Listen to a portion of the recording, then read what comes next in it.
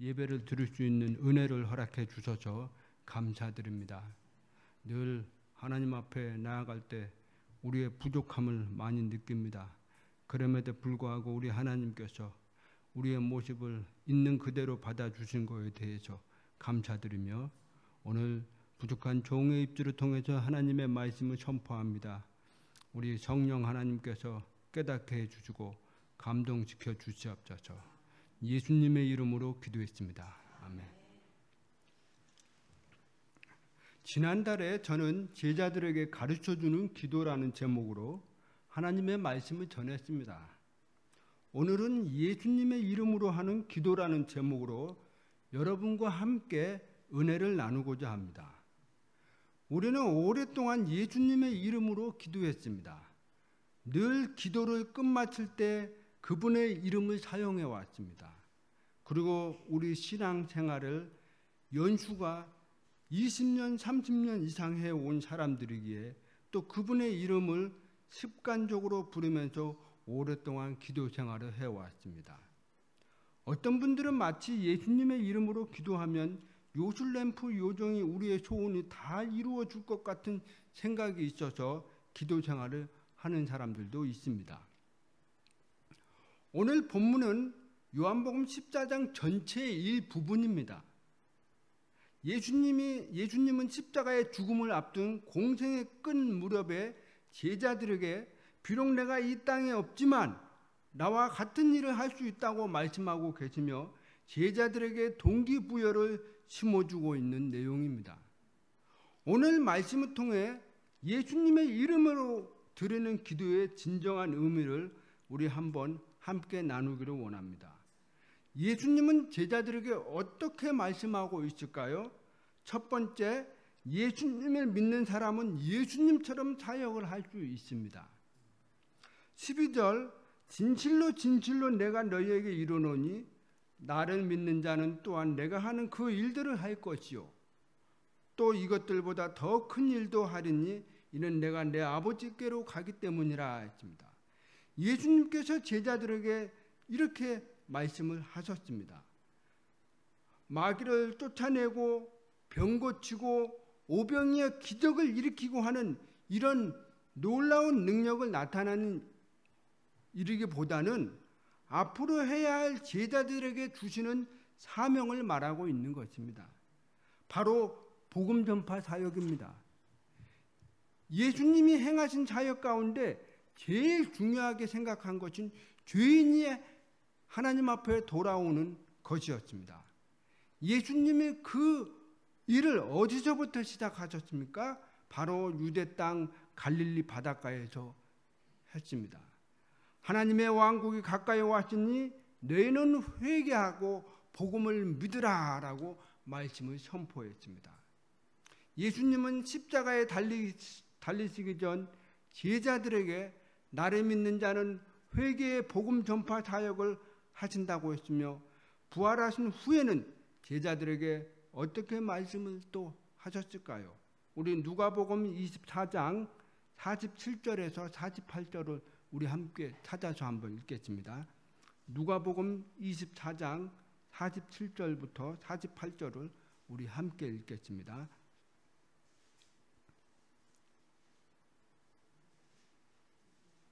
누가복음 24장 47절에서 48절.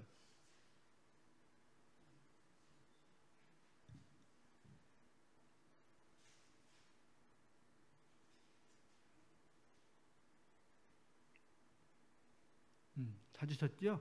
그럼 함께 읽겠습니다. 시작. 예루살렘에서 시작하여 모든 민족들 가운데 전포되어야 하리니 너희는 이 일들의 증인이라. 그래요. 회개의 복음, 즉 예수님이 우리 죄를 위해 십자가에 달려 죽으시고 부활하신 사실을 예루살렘으로부터 시작해서 믿지 않는 다른 민족들에게 전파하는 증인들이 될 것이라고 지금 말씀하고 있는 것입니다. 예수님이 하신 일은 갈릴리에서 회개의 복음을 전파로 시작했고 또 그곳에서 12명의 제자들을 선택하신 것이었습니다. 예수님의 사역이 처음 시작했을 때에는 그분이 가지고 있는 능력에 비하면 초라하게 시작되었습니다. 그들의 권력도 그의 제자들은 또 어떻습니까? 교육을 많이 받은 사람입니까? 또 아니었습니다. 그냥 평범한 사람들이었습니다. 그들은 권력도 없고 또 인맥도 좋은 것도 아니고 재산이 많은 사람들도 아니었습니다. 특히 베드로, 요한, 야고보, 안드레 같은 사람들 한번 보십시오. 어부 출신입니다. 배운 것이라고는 바닷가에 가서 물고기 잡는 법, 그거 외에는 없는 것입니다. 그리고 이들이 예수님을 또 만난 후 가르침을 받은 기간은 3년밖에 안 됩니다. 이 3년이라는 것이 어떻게 보면 굉장히 짧은 기간인데, 이 기간 동안 제자들은 예수님을 따라다니면서 예수님을 통해서 사역을 배우고 섬김을 배우고 또 말씀을 배우는 사역을 해왔습니다. 그게 전부였습니다. 우리 제자들 중에 우리 베드로는 어떻습니까? 예수님의 제자 중에 가장 예수님과 가까운 사이였습니다. 근데 이 베드로는 어때요? 바닷가 출신이라 엄청 성격이 불같고 또 언어도 아주 거칠고 배운 것이 없는 사람이었습니다. 무엇보다도 그의 인생은 흠이라면 예수님을 배신한 거, 그게 흠이었습니다. 그런 베드로가 성령님이 임하신 후에 베드로 예루살렘에서 첫 하나님의 말씀을 설교했을 때 어떻습니까? 우리 사도행전 22장 37절에서 38절과 41절을 제가 읽겠습니다. 이때 그들이 이 말을 듣고 마음이 찔려 베드로와 나머지 사도들에게 이르되 사람들아 형제들아 우리가 어찌할꼬 하므로 그때 베드로가 그들에게 이르되 회개하고 너희 각 사람이 예수 그리스도 이름으로 침례를 받아 죄들의 사면을 얻으리라. 그러면 성령님을 선물로 받으리니 그때 그의 말을 기쁘게 받아들인 자들이 침례를 받으니 바로 그날 3,000혼 가량의 그들에게 더해졌더라 했습니다. 베드로는 예루살렘에서 첫 설교를 통해서 3,000명 정도의 영혼들을 구원받는 역사가 일어났습니다. 아까 말한 것처럼 이 12절 말씀처럼 더 큰 일들도 할 수 있게 된 것입니다. 예수님이 칭찬하시기 전에는 회개의 복음이 유대 땅에서 전해진 것이 전부였습니다. 근데 성령님이 오신 후에 예루살렘으로부터 시작해서 온 유대와 사마리아와 그리고 맨 끝 지역까지 증인이 된 것이었습니다. 예수님은 공생의 기간 3년 동안 하나님을 일을 하셨습니다. 그러나 그의 제자들은 60년 이상 사역을 했습니다. 베드로는 40년 동안 사역을 했고 우리 요한은 60년의 사역을 했습니다. 예수님은 또 유대 땅에서 사역을 시작했지만 그의 제자들은 온 세상에 가서 복음을 전파했습니다. 실질적으로 제자들의 사도의 삶을 살면서 예수님이 하신 말씀대로 더 큰 일들을 그들의 삶 속에서 일어난 것입니다. 우리도 예수님의 말씀하신 것을 믿고 그분이 하라는 대로 하면 또 그분이 계획하신 대로 하면 더 큰 일들을 우리의 삶 가운데 일어날 수가 있는 것입니다. 우리 반석교회 한 자매님이 예전에 저에게 간증하기를 자신이 예수님을 믿은 후에 처음으로 꿈꾼 것이 무엇이냐면 가족들이 구원받는 것이었다고 했습니다. 그리고 그 가족들에게 복음을 싹 전한 후에 또 이제 무엇을 할까 했더니 이제 사업을 하면서 이웃을 찾아오는 사람들에게 복음을 전하기 시작했어요. 그래서 교회도 데리고 오고 자기가 직접 복음을 전하기도 해서 그런 사역을 해왔습니다. 그렇게 복음을 전하는 일을 하나님의 일들을 이루어 가는 것을 보게 되었습니다. 근데 최근에 또 그 자매님은 꿈을 다시 듣게 되었어요. 복음 사역을 위해 더 큰 꿈을 꾸고 계시는 것을 보게 되었습니다. 마치 요셉이 꿈을 꾼 것처럼 말입니다. 이 자매님의 이야기를 들을 때 제 마음이 아주 감동이 되었습니다. 더 큰 일을 할 수 있다고 말씀하신 예수님께서 그 꿈을 그 자매님을 통해서 또 이루어 가실 거라는 사실을 또 믿어 의심치 않습니다. 예수님은 나처럼 일할 수 있고 더 큰 일을 할 수 있다고 하신 후 제자들에게 무엇이라고 말씀하고 계실까요? 두 번째, 예수님의 이름으로 구하면 응답해 주신다고 지금 말씀하고 있는 것입니다. 13절 말씀에 너희가 내 이름으로 무엇을 구하든지 내가 그것을 행하리니 또 이것은 아버지께서 아들 안에서 영광을 받게 하려 함이라. 여기에서 내 이름으로 무엇을 구하든지라는 이 말은 기도에는 제한된 범위가 없다라는 사실입니다. 무한전 확대입니다. 이 말은 큰 문제이든 작은 문제이든 영적인 필요이든 물질적인 필요이든 개인적인 요구든 예수님의 이름으로 무엇이든지 구하면 필요를 공급해 주신다고 지금 말씀하고 있는 것입니다.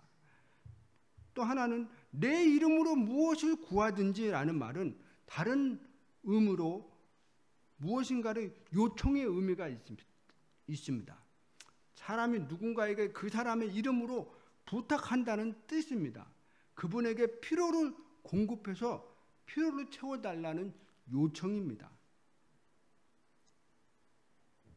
또 13절을 잘 읽어보면요, 내 이름으로 무엇을 구하든지 하면서 하반절에 뭐라고 말씀하시냐면 이것은 아버지께서 아들 안에서 영광을 받게 하려 함이라 했습니다. 예수님의 이름으로 무엇이든지 구할 때 그것이 응답해 주시는 이유는 아들 안에 계신 아버지께서 아들로 인하여 영광을 받으시기 때문에 말씀하고 있는 것입니다. 예수님이 자신으로 인해 하나님 아버지가 영광을 받기를 가장 원했습니다. 그분은 그의 사역 가운데 늘 하나님 아버지의 영광을 초점을 맞추어서 사역을 해왔습니다. 우리가 무엇이든지 구할 수는 있지만 그 구하는 것이 하나님께 영광이 되는지가 중요하다라는 사실입니다. 우리의 기도가 나의 정욕을 위한 것이 아닌 하나님의 영광이 되는 것이라면 우리 하나님께서는 분명 응답해 주신다라는 사실입니다. 하나님은 우상처럼 생각하는 사람들이 있어요. 내 소원을 들어주는 요술 램프로 생각하는 사람들도 있습니다. 이런 사람들은 기도의 의미를 잘 모르는 사람들입니다. 기도는 하나님과 소통하는 방법 중에 하나입니다. 하나님 내 소원을 들어주기 위해 존재하는 분이 아니십니다. 물론 하나님은 우리의 소원을 들어줄 수 있습니다. 이런 사람, 그러나 하나님의 관점에서 기도를 이해해 주시기를 바랍니다. 우리를 창조하신 하나님께서는 창조물인 우리와 소통하기 원하셔서 주신 방법이 바로 기도라는 사실입니다. 그렇기 때문에 하나님이 무엇이든지 말할 수 있고 무엇이든지 구할 수가 있는 것입니다. 예수님은 자신의 영광에 초점을 맞추지 않았습니다.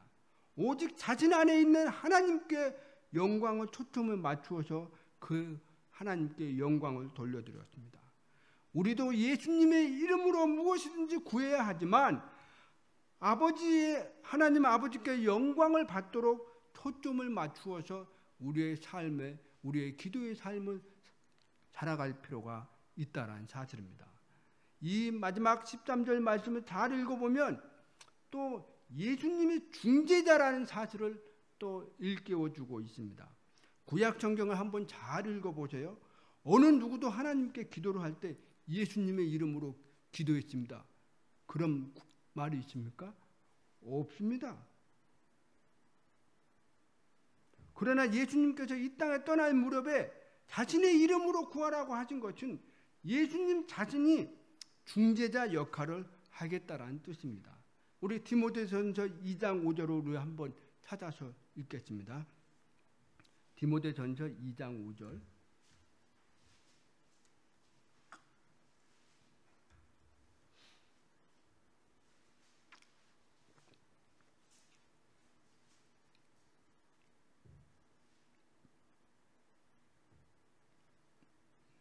다 찾으셨죠? 시작.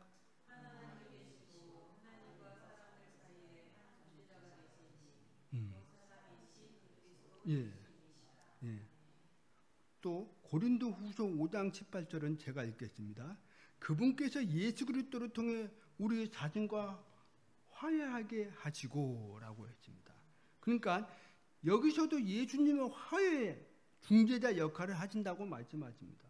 예수님만의 중재자 역할을 할 수 있는 이유는 죄가 없으시고 우리를 위해서 십자가에서 피를 흘려 죽으시고 우리의 죄를 용서해 주셨고 우리 하나님과 관계를 회복시켜 주시는 역할을 해 주셨습니다.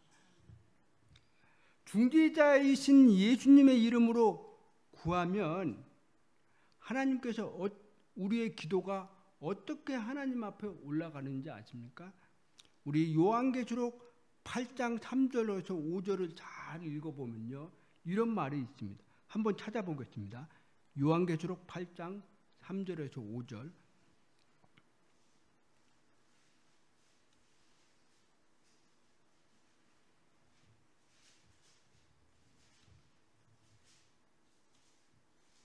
요한계시록 8장 3절에서 5절.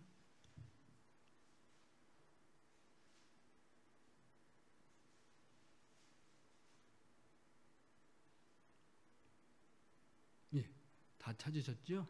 그러면 우리 3절에서 5절을 우리 함께 읽겠습니다. 시작.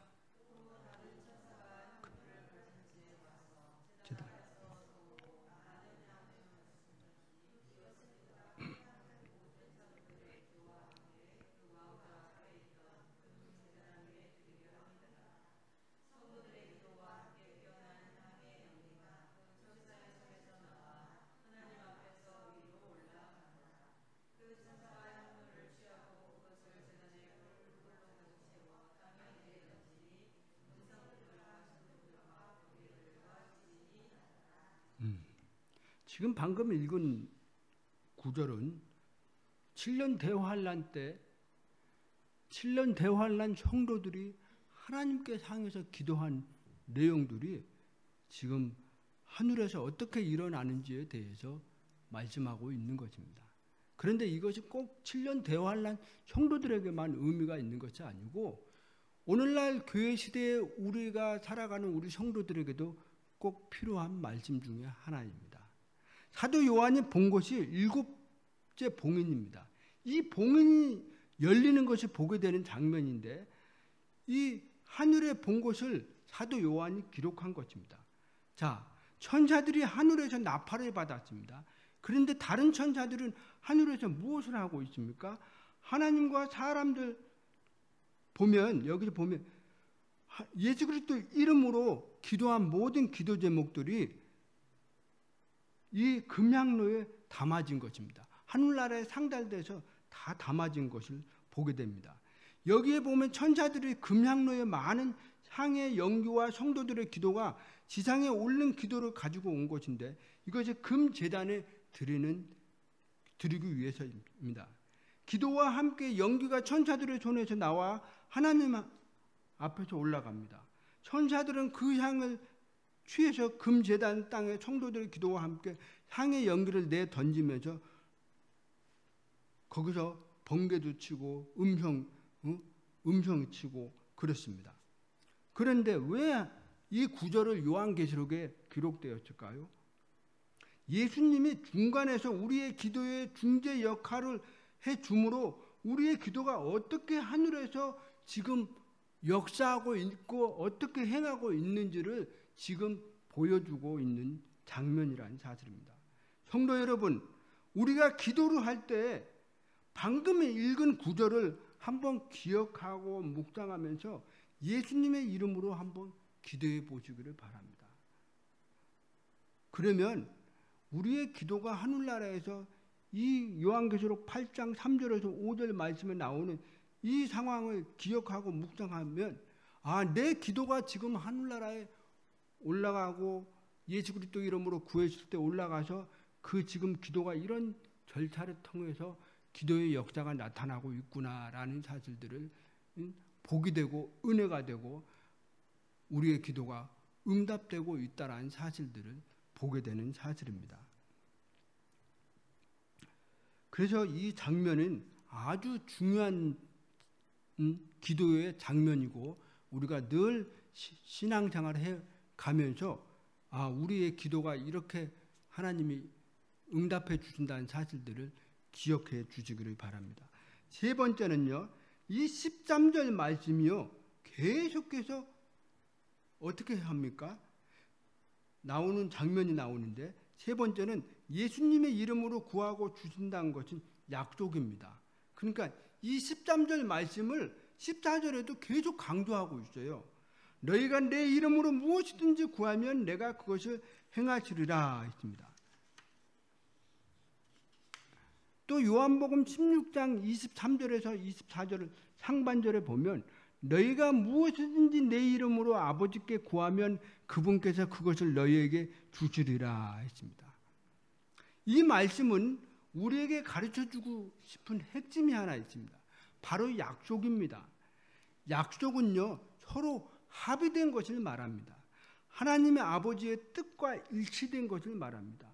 하나님 아버지의 뜻이 내 뜻이 되고 내 뜻이 하나님 아버지의 뜻과 일치될 때 예수 그리스도 이름으로 아버지께 구하면 받을 수 있다라는 사실을 말씀하고 있습니다.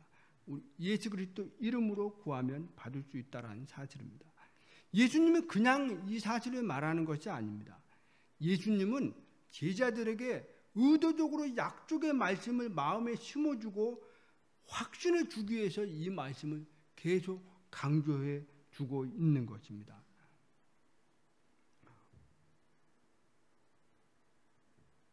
오늘날 우리에게도 이 14절 말씀과 16장 23절, 24절 말씀들을 우리의 마음에 심어주는 이유가 있습니다. 약속의 말씀으로 심어주는 이유는 그 말씀이 우리 마음속에서 역사하고 움직이면서 하나님의 약속의 말씀이 성취될 수 있도록 확신할 수 있도록 돕기 위해서 우리 예수님이 이 약속의 말씀을 우리에게 주시는 것입니다. 약속의 말씀을 믿고 나가는 사람은 마치 총알의 강철판을 뚫고 나가는 것처럼 강력한 것입니다. 탱크가 강철판인데 요즘 새로 작년에 개발한 총인데 그 총을 쏘면 탱크의 강철판을 뚫어서 그 안에 총알이 그 안쪽까지 들어간다고 합니다.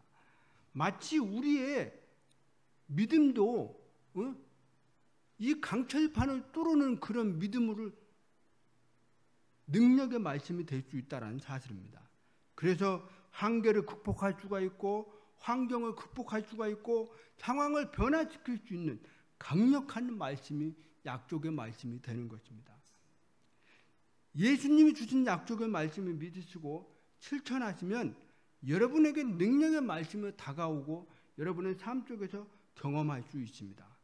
우리 마가복음 11장 22절에서 24절을 잘 읽어보면 예수님의 무화과 나무에 저주한 것으로 인해 우리가 뿌리가 말라버리는 사건 이후에 예수님이 뭐라고 말씀하셨는지 아십니까? 하나님에 대한 믿음을 가지라고 말씀하십니다. 그리고 산을 옮겨져서 바다로 빠지게 하는 비유로 말씀하십니다. 여러분, 높은 산에게 산아 이 자리에서 옮겨 바다로 빠져라 하면 과연 빠질까요? 상식적으로 생각하면 안 빠져요. 어떻게 산이 옮겨져서 바다로 빠질 수가 있습니까? 안 빠져요. 그런데 예수님이 왜 이 말씀을 하셨을까요? 자기가 말하는 것이 이루어질 것을 믿는 사람은 다 받는다고 지금 말씀하고 있는 것입니다. 내가 기도로 말하는 거, 내가 기도로 믿음으로 표현하고 믿음으로 고백하는 거, 지금 그거를 얘기하는 것입니다. 내가 기도로 말하는 것이 믿음으로 표현되었을 때, 고백이 되었을 때 그런 역사가 일어난다는 사실입니다. 우리가 믿음으로 기도하고 구하는 것은 불가능한 것처럼 보여도 구하는 사람이 믿음으로 말하고 믿음으로 고백하면 그 믿음으로 인해서 구하는 것이 이루어지신다는 사실을 지금 예수님이 무화과 나무의 비유를 통해서 말씀하고 있는 것입니다. 그래서 마가복음 11장 24절에 이렇게 말씀하고 있습니다. 그러므로 내가 너희에게 이르노니 너희가 기도할 때 무엇이 원하든지 너희가 그것들을 받은 줄로 믿으라. 그리하면 너희가 그것들을 받으리라 했습니다. 저는요, 너희가 그것들을 받은 줄로 믿으라. 이 반석교회에 와서요, 이 말씀을 통해서 많은 은혜를 받았습니다. 또 반석교회에 와서 기도가 무엇인지, 중보기도가 뭔지 이런 것들을 중보기도를 통해서 또 기도사역을 통해서 많이 배웠습니다. 그런데 그 중심에 뭐가 있었냐? 이 구절이 저에게 강력하게 내 마음 속에 꽂혀 있었기 때문에 반석교회에서 사역하는 가운데 늘 하나님의 은혜 속에서 살아왔고 그 은혜를 경험하면서 하나님이 제 입술을 통해서 예수 그리스도 이름으로 구하는 기도 제목들이 우리 응답되는 것들을 보게 되었습니다. 그래서 우리는 받은 줄로 믿어야 합니다. 우리가 원하는 것을 받은 줄로 믿고 기도할 때 불가능한 것도 가능하게 된다는 것을 우리는 스스로가 믿음을 가지고 있어야 된다는 사실입니다. 우리는 이제 주저하지 말아야 합니다. 의심하지 말아야 되고 하나님께 담대히 구해야 합니다.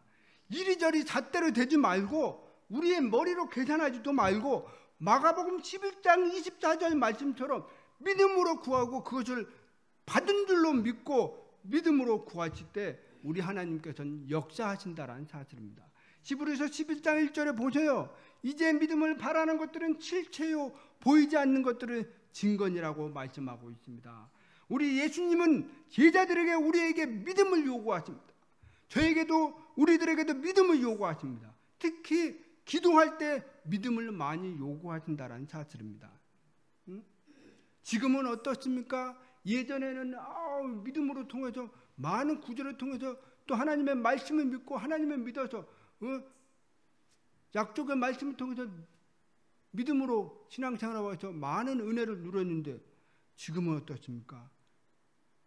그 강력한 믿음, 하나님께 향한 그 믿음이 다 어디 간지 다 사라지고 이제 믿음이 어떻게 보이는지 아십니까? 말랑말랑해서 힘이 없어요. 뭔가 믿음으로 구사하려고 해도 구사할 수가 없어요.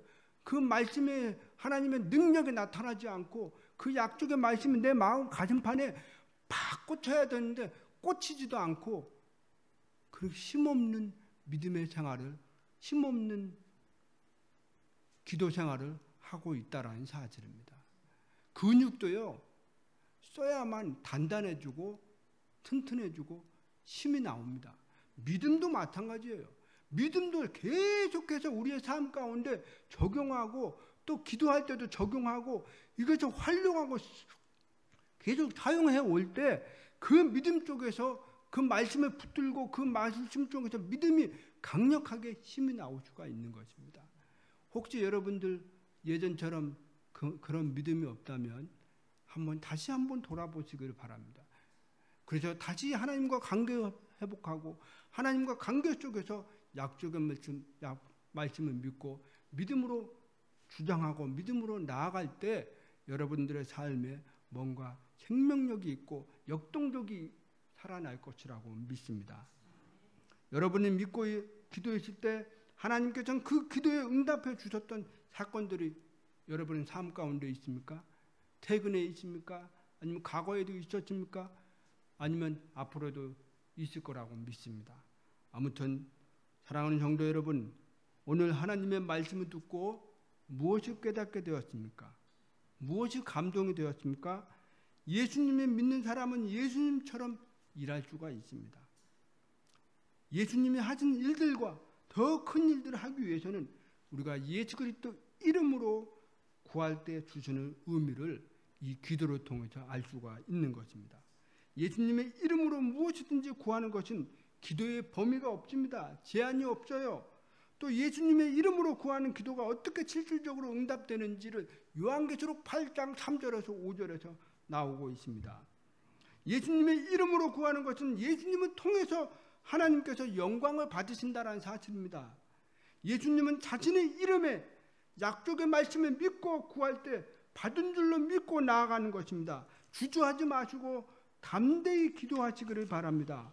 오늘 들은 말씀을 통해 예수님의 이름으로 기도한다는 의미를 무엇인지를 깨달았다면 한번 여러분의 삶 가운데 적용해 주시기를 바랍니다. 하나님의 영광을 구하는 기도를 하고 있는지, 믿음으로 구하고 기도를 하고 있는지 다시 한번 점검해 보시기를 바랍니다. 그동안 아무 뜻도 없지, 아무 생각도 없이 습관적으로 예수 그리스도 이름을 부르는 기도의 삶을 살았다면 우리 한번 다시 회개하시고 자백하시고 하나님 앞에 나아가시기를 바랍니다. 과연 이루어 주실까? 의심하지 말고 믿음으로 고백하십시오. 다시 기도의 삶을 시작하시기를 바랍니다. 오늘 들은 말씀을 한번 1분 동안 기도하면서 마치겠습니다.